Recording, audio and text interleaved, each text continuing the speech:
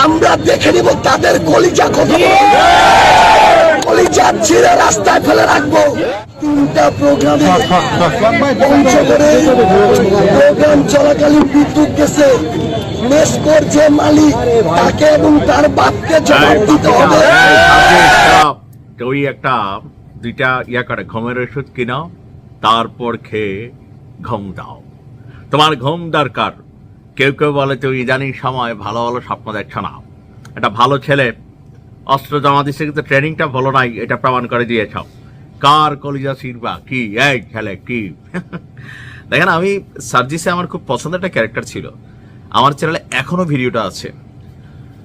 5ই আগস্টের পর যখন আমরা দেখলাম যে এই সরকারের উপদেষ্টা পরিষদ গঠন করা হলো, তখন আমি ভাবছিলাম সেখানে সার্জিস থাকবে, হাসনাত থাকবে। তো সার্জিসে যখন নিল না, তখনই আমি প্রথম বলছিলাম যে সার্জিসকে নিয়ে অন্য একটা প্ল্যান আছে, একটা রাজনৈতিক দল লঞ্চ করা হবে। আর এই ছেলে এত বাকপটু বা কথা জানে, ভবিষ্যতে সেই দলটার রাজনৈতিক নেতৃত্বে সে আসবে, পাশাপাশি হাসনাতও আসবে। ভিডিও রয়ে গেছে চ্যানেলে, দেখে নিন। সেই কথা কিন্তু সত্যি হয়েছে। কিন্তু ইদানিং সময়ে যে বক্তব্যটা আপনারা শুনলেন, সার্জিস যেই ভাষায় তার পঞ্চগড়ের যে নেস্কো মানে যে বিদ্যুৎ খাতের যারা সাপ্লায়ার বা যারা সেখানে কাজ করেন তাদের কলিজা ছিঁড়া রাস্তায় ফেলাই দিবেন, এই যে বক্তব্য, এটা নিয়ে তিনি যদিও সরি বলছেন এবং তিনি এটা একটা ব্যাখ্যা দিচ্ছেন, অভিযোগ এনেছেন যে একবার না, তিনি যেদিনে বক্তব্য দিতে যান তার বক্তব্য শুরু হলে কারেন্ট চলে যায়। বক্তব্য শেষে আবার কারেন্ট আসে। মনে হয় সেখানে কেউ দুষ্টামি করে, অথবা বিষয়টা কাকতালীয়, অথবা যান্ত্রিক গোলযোগ। এখন এটা কি ইচ্ছাকৃত না অনিচ্ছাকৃত, সার্জিসের কাছে কিন্তু কোনো এভিডেন্স ছিল না, কিন্তু রাগ সামলাইতে না পারে তিনি যে বক্তব্য দিয়েছেন, তারই বক্তব্যকে ঘিরে নানান ধরনের আলোচনা সমালোচনা শুরু হয়ে গেছে। বিশ্লেষণও কেউ কেউ করছেন। আমাদের বাংলাদেশের শিল্পাঙ্গনের একজন গুণী ব্যক্তিত্ব প্রিন্স মাহমুদ, তিনি সার্জিসকে পরামর্শ দিচ্ছেন যে 2টা ঘুমের ট্যাবলেট খাইয়া, নামও বলে দিচ্ছেন যে একটু ঘুম দরকার ছেলেটার। এখন ঘুমাইলে তো শেখ হাসিনার স্বপ্নে দেখে মনে হয়।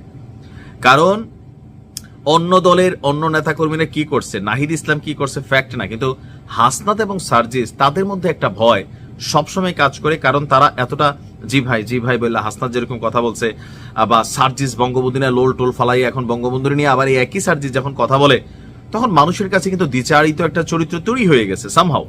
প্লাস নানান ধরনের অভিযোগ আছে। এর উপরে এনসিপির যে রাজনৈতিক পতন, এনসিপির যে মুখ থুবড়ে পড়া, এনসিপির যে জনসমর্থন কমে যাওয়া, সরকারের কিংস পার্টি থেকে এখন কি বলা হয় যে সরকারের শত্রু পার্টি ওয়ান কাইন্ড অফ, যেভাবে তারা এখন ব্যবহার করছেন, বা সরকারও যেভাবে নির্বাচন কোনোভাবে প্রতীক সবকিছু নিয়ে একটা বিশাল দ্বন্দ্ব কিন্তু তৈরি হয়ে গেছে। এমনকি প্রতিদিন একটু একটু করে এনসিপি পিছিয়ে যাচ্ছে। তো সার্জিস যদি ঘুমাইতে যায় শেখ হাসিনার স্বপ্নে দেখে, ফাঁসির দড়ি স্বপ্নে দেখে, অথবা ছাত্রলীগের তার সতীর্থ যারা ছিল তাদেরকে স্বপ্ন দেখে, ছাত্রলীগও প্রতিদিন তাকে নিয়ে ভিডিও বানায়, হুমকি ধামকি দিচ্ছে, তো স্বাভাবিকভাবে একটা মানুষ রাজনৈতিকভাবে, পারিবারিকভাবে, তারপর হচ্ছে ধরেন সবকিছু মিলিয়ে একটা স্ট্রেস পিরিয়ড কিন্তু অনেকেই পালন করছেন। আর এই পালনের মধ্যে তো একজন দুষ্টামি করে লিখছে, স্বপ্নে শেখ হাসিনারে দেখাই সার্জিস আসলে তার মাথাটা ইদানিং ঠিক থাকে না, যে আওয়ামী লীগ ফিরলে কি হবে। এর মধ্যে প্রধান উপদেষ্টার এক বক্তব্যকে কেন্দ্র করে তোলপাড় হয়ে গেছে। আবার ধরেন নানামুখী আলোচনা, বা বিএনপি এবং জামাতের কোন জায়গায় এনসিপিরও সার্জিসের নামে অভিযোগ আছে, তার সাথে সে ছাত্রলীগ আওয়ামী লীগ নিয়ে চলাফেরা করে, তার বিভিন্ন জায়গায়, এগুলো কিন্তু গণমাধ্যমে আসে, ফেসবুকে আপনারা দেখেন। তো আমারও মনে হয় যে সার্জিস আসলে ঘুমাইতে পারতেছেন। একটা মানুষ যদি ঠিক মতো না ঘুমায়, তো এই মানুষটা অনেকটা পাগল, বা ধরেন কিছুটা তার মস্তিষ্কে ইলুয়েশন ঘটা শুরু হয়। কারণ একটা জিনিস যখন আপনি কন্টিনিউ ভাবেন, আবার সেই পরিবেশটাই তৈরি হচ্ছে, আপনি পালাবেন কোথায়? এই যে বিদেশে মাহফুজের সাথে যা ঘটছে, আক্তারের সাথে যা ঘটছে, কখনো যদি অনুনুখ পরিস্থিতি খারাপ, উপদেষ্টা নাকি চলে যাবে, শেখ হাসিনার ফোন কল ভাইরাল হচ্ছে, তো এই ছেলেগুলা তো ভাই স্ট্রেস নিচ্ছে, এটা সত্যি। তো স্বাভাবিকভাবে ঘুমাইতে পারতেছে না। আর যদিও ঘুমায়, শেখ হাসিনার স্বপ্ন দেখে, বা আওয়ামী লীগ যুবলীগের অনেকেই হয়তো স্বপ্ন এসে দেখে, এই ভয়টা খুব স্বাভাবিক। তবে আমারও মনে হয় সার্জিদের একটু ঘুমটুম দরকার।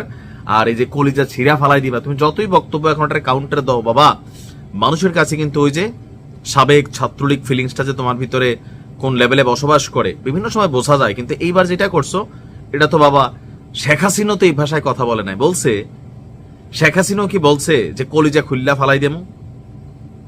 তোমাদের হাতে ক্ষমতা গেলে তোমরা দেশের মানুষের কলিজা মন পছন্দ না হলেও মবের মাধ্যমে খুইলা ফেলো, অপারেশন করে খুইলা ফেলো। পাবলিক কিন্তু এখন এরকম